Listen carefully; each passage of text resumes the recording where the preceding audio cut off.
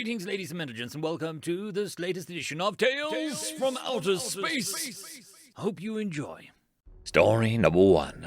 The Sons of the Fathers, written by T and Tungsten. The second intergalactic conference of the sapient species was about to begin. The elected speaker stepped up on the podium. Their speech would be broadcasted throughout all of the known galaxy. But almost every sentient species had been sent at least 1 or 2 ambassadors. The chamber was packed. As the speaker raised their speaking organs, the hall went silent. After endless centuries of war, strife, and petty disputes between the species, we have finally found a unifying purpose. It has taken hold of the imaginations of us all, be they furred, scaled, armored, or even digital. Every ambassador in the chamber stomped their feet, more equivalence in agreement. The one thing that unites us all in this galaxy is our origin. We all have been lifted up, or have been created by the same elder species. Now, so many eons ago. Some species think of them as parents. Some as creator gods. Others just fellow travelers in the lonely void between the stars. They created wonders, like the hyperspace ring network that, so many eons later, remains the backbone of our galactic economy. The Dyson spheres that still produce energy, food, and fuel for almost half of the galactic core. Even the very languages we speak are dialects and derivatives of their galactic common. But as the ancient texts of so many religions state, they were the first, and they were lonely. Life is not uncommon. It arose many times in parallel, and it is also spread naturally many times by void-resistant bacteria or flatworms stowed away on asteroids, waiting to impact a barren world and populate it like so many before. But none of the life forms the forefathers encountered were sapient. None would share their wonders. None could explore the universe with them. So they took matters into their own hands. They lifted us up whenever they saw the potential indiscriminately of origin, shape, or form. And despite being our parents, they welcome us in their midst as equals. It is not known how they went extinct, though there are many theories. Some say they moved on to greater things. Others say that they were very decimated by plagues. Another theory is that they destroyed themselves in their hubris. And there are even those who believe their children eventually rebelled against them and wiped them all out. The history of that age is blurry and warped by fiction, doctrines, false interpretations, and lies. We may never know for certain. Some in the audience grumbled at those words, but they kept their peace for now. This occasion was more important than any religious disputes. The speaker moved on. But you all know these words already. I have given you a similar speech at the first intergalactic conference, all those years ago, when we decided to begin this very endeavor that now has come to fruition. The hall went so silent you could hear a pin drop. This was the moment everybody had been waiting for.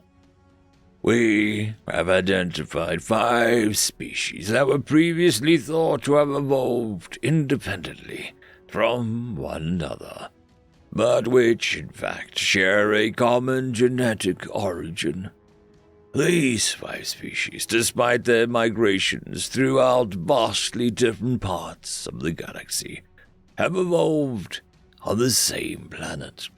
It is now believed that they were the first species to have been raised up by our forefathers, because they evolved on the same world as they did. The speaker and their podium floated backwards and made room on the stage for the 5 ambassadors, who each ascended the ramps from the audience area. The first, the Exthal, an impressive creature with 8 long tentacles, an elongated head and 2 eyes with bar-shaped pupils. Thanks to anti-grav tech, it swam through the air. They were well known throughout the galaxy for their impressive engineering feats, and they were the most prominent species in the Perseus arm. The second representative was Endan, and it could not have been any more different than the Exthal.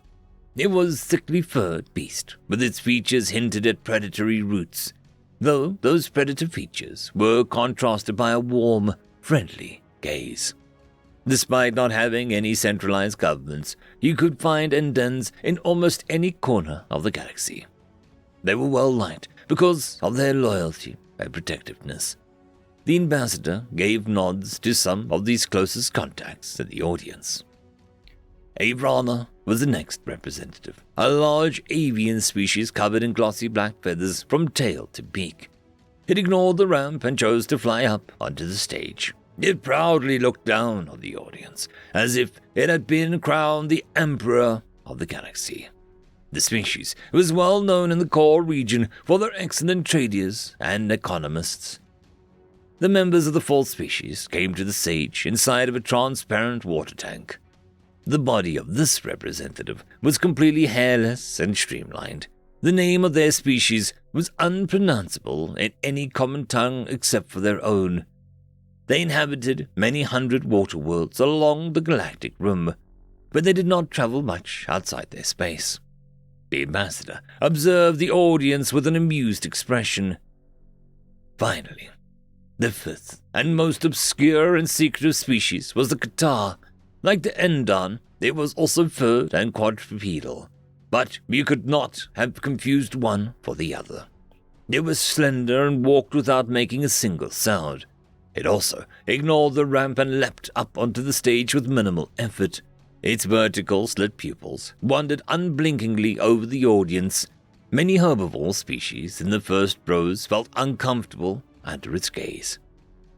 The sight of these 5 species raised great confusion and a murmur in the audience.